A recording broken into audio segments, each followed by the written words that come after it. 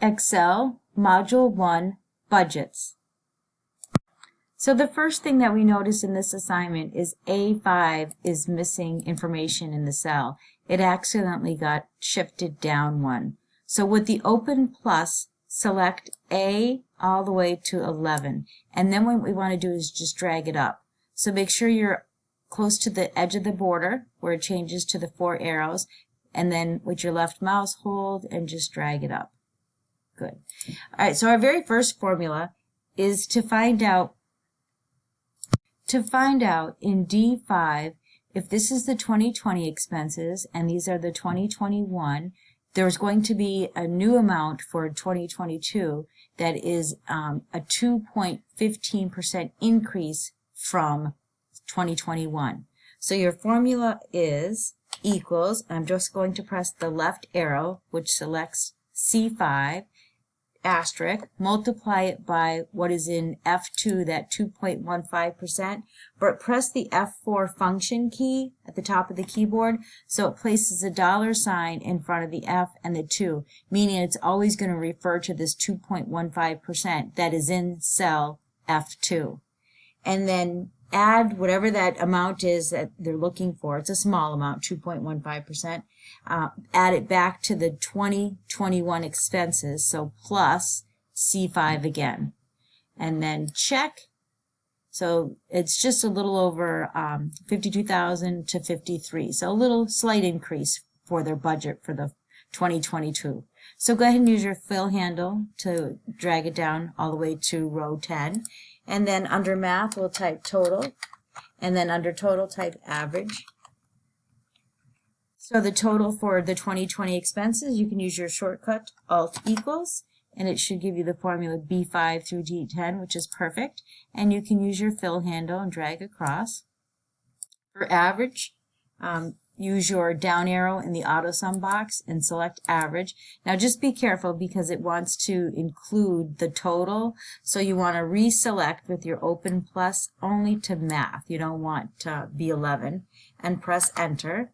And then you can go ahead and fill handle across. And the next thing you want to do in F5 is you want to see what is the percent increase for the totals between 2020 and 2021. How much did it increase? The 288,000 to the 306. How much did it increase? So the formula is equals the total in C11 minus B11, and I'm just going to put in a parentheses before and after, should have did that first, slash for divide, and divide by the B11, and check. And it should be just a little over 6% increase in the 2 years, 2020 to 2021. So what we're going to do, if we were to print this file, print, it's not going to show any lines at all. So if you want to see the lines in view, page layout, in the screenshots, grid lines, print, so they show up. File, print, and now you see the lines.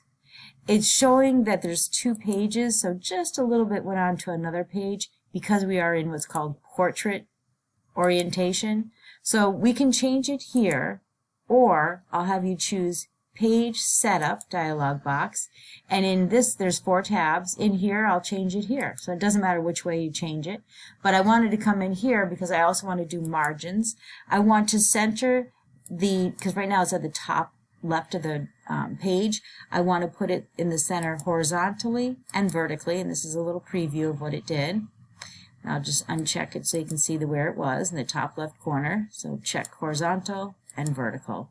And then in header footer, it doesn't matter if you want your information either at the header, the top of the page, or footer at the bottom.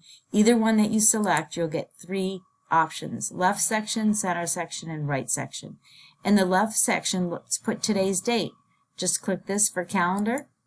In the center section, you want the name of this file. Just click this button, this icon here, insert file name. And then on the end, on the right side, type your name. And then click OK, and OK, and it's landscape, There's your header with your date, file name, and your name. And that's a save and submit.